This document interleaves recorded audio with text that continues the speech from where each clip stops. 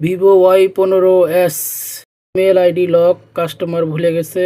কি করে ফোনের লকটা খুলে দিলাম দেখেন সম্পূর্ণ Y15s খুলে তারপরে এই যে খুললে তারপরে যে মেশিন দিয়ে এটাকে টিনটাকে কেটে নিব, কেন মেশিন দিয়ে না কাটলে এটা আপনার চারপাশের লাইন উঠে যায়।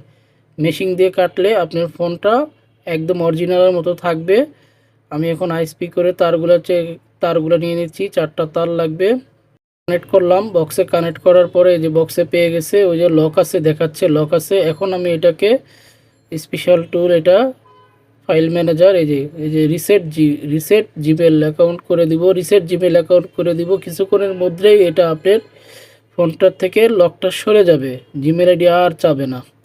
কাজ করার যারা চেষ্টা করবেন তারা শুধু মানে সময়টা ব্যয় করবেন, কেন বাইপাস করে এটা হয় না ভাই। যে আইএসপি করে তার কাছে যান, আইএসপি করে সুন্দর করে কাজটা করে দিবে ভাই।